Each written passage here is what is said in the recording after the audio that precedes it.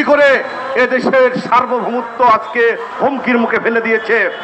সংগ্রামী জাতীয় বন্ধুগণ, জাতীয় গণতান্ত্রিক ফ্রন্ট মনে করে এই যে ধারাবাহিক নির্বাচন, এই নির্বাচনের জনগণের কোনো মুক্তি আসবে না।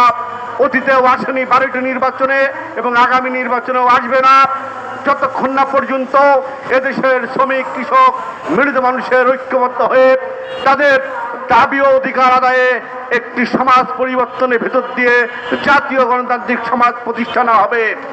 সংগ্রামী ছাত্র বন্ধুগণ, আজকে 24 পরবর্তীতে যারা বলে প্রতিটা জিনিসের কোনো সিন্ডিকেটের পরিবর্তন আসে নাই, আজকে গ্যাসের দাম বৃদ্ধি হয়েছে, মানুষের জনজীবন দুর্বিষহ হয়ে উঠেছে, প্রতিটা দ্রব্যমূল্যের দাম বৃদ্ধি হয়েছে। আজকে সারা দেশের হোটেল শ্রমিকরা তাদের যে প্রাপ্য গেজেট, সেই গেজেট বাস্তবায়ন হয় নাই। আজকে শ্রমিকরা মানবেতর জীবনযাপন করছে। আজকে গার্মেন্টস শ্রমিকরা যে বেতন পাচ্ছে, সেই বেতন দিয়ে তাদের জীবন জীবিকা চলছে না। শুধু তাই নয়, আজকে সাধারণ মানুষ যারা রিক্সা চালাচ্ছে, যারা দিনমজুর, তাদের আজকে খুব করুণ পরিণতির ভেতর দিয়ে যাচ্ছে। সরকার পরিবর্তন হলেও জনগণের ভাগ্যের কোনো পরিবর্তন আসে নাই।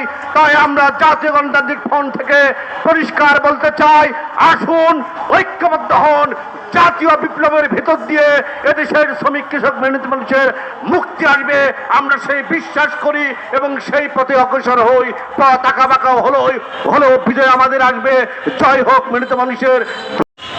সংগ্রামী বন্ধুগণ, জাতীয় গণতান্ত্রিক ফ্রন্ট ঢাকা মহানগর কমিটির উদ্যোগে আজকের এই সভার উপস্থিত নেতৃবৃন্দ, কেন্দ্রীয় কমিটির সহ সাধারণ সম্পাদক শাহজাহান কবির সহ ঢাকা মহানগরের বিভিন্ন থানা মহানগরের নেতৃবৃন্দ, সবাইকে এই মহানগরের পক্ষ থেকে ধন্যবাদ জানাচ্ছি।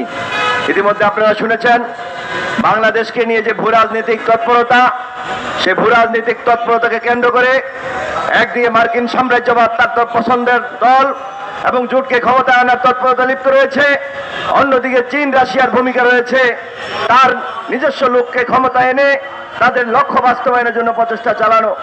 তার অংশ হিসাবে আপনারা জানেন গত বছরের 5ই আগস্ট যে ছাত্র যুবদের আন্দোলন, সেই আন্দোলনের পরিপ্রেক্ষিতে 8ই আগস্ট